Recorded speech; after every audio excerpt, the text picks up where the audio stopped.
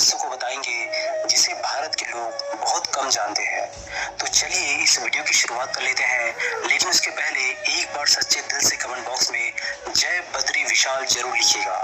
Number 1, पौराणिक कथाएं मिलती है कि पहले भगवान शिव अपने परिवार के साथ बद्रीनाथ में वास करते थे।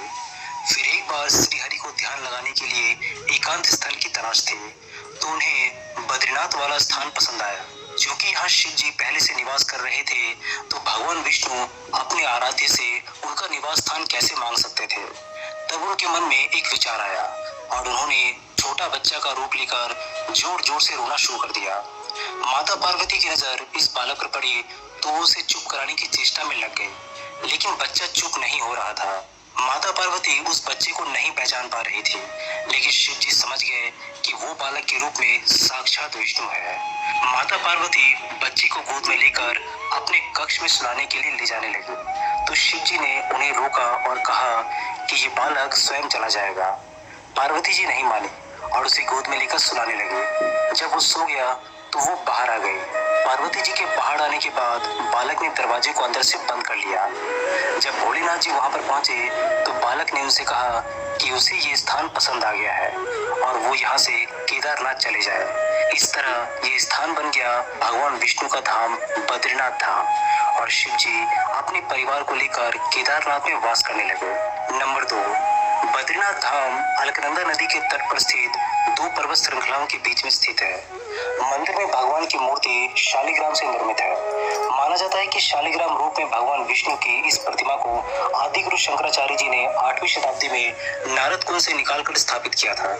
शालिग्राम भगवान विष्णु का ही एक रूप है, जिसे राक्षस जलंधर की पत्नी वृंदा के श्राप के कारण भगवान विष्णु ने धारण किया था। नंबर 3, ऐसा माना जाता है कि शंकराचार्य जी द्वारा स्थापित किए जाने के बाद भगवान विष्णु की ये मूर्ति एक बार विलुप्त हो गई। फिर उसके बाद संत रामानुजाचार्य ने मूर्ति को फिर से स्थापित करवाया। फिर 16वीं शताब्दी में गढ़वाल के राजा ने बद्रीनाथ के मंदिर का निर्माण करवाया और मूर्ति को गुफा से निकालकर मंदिर में स्थापित करवाया। चौथा, पुराणों के अनुसार भूकंप, जल प्रलय और सूखे के बाद गंगा लुप्त हो जाएगी, और इसी गंगा की कथा के साथ जुड़ी है बद्रीनाथ और केदारनाथ तीर्थ स्थल की रोचक कहानी। भविष्य में नहीं होंगे बद्रीनाथ के दर्शन, क्योंकि माना जाता है कि जिस दिन नर और नारायण पर्वत आपस में मिल जाएंगे, बद्रीनाथ का मार्ग पूरी तरीके से बंद हो जाएगा। पुराणों के अनुसार आने वाले कुछ वर्षों में वर्तमान बद्रीनाथ धाम और केदारेश्वर धाम विलुप्त हो जाएंगे, और वर्षों बाद भविष्य में भविष्य बद्री नाम के नए तीर्थ का उद्गम होगा।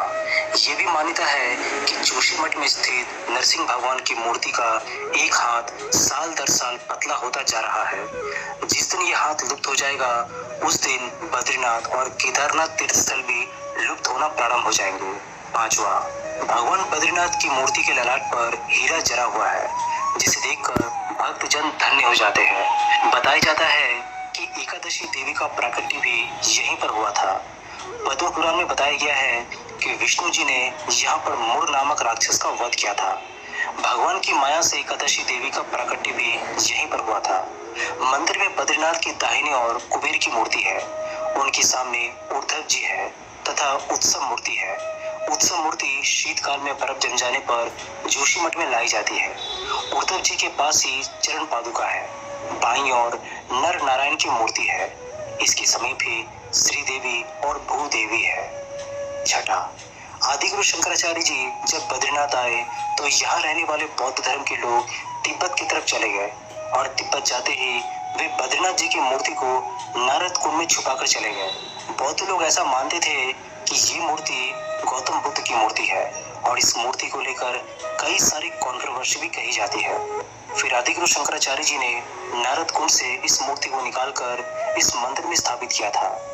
ऐसा भी कहा जाता है कि यहाँ जो बद्रीनाथ जी की मूर्ति विराजमान है, उसकी रूपरेखा बिल्कुल गौतम बुद्ध की रूपरेखा से मिलती जुलती है।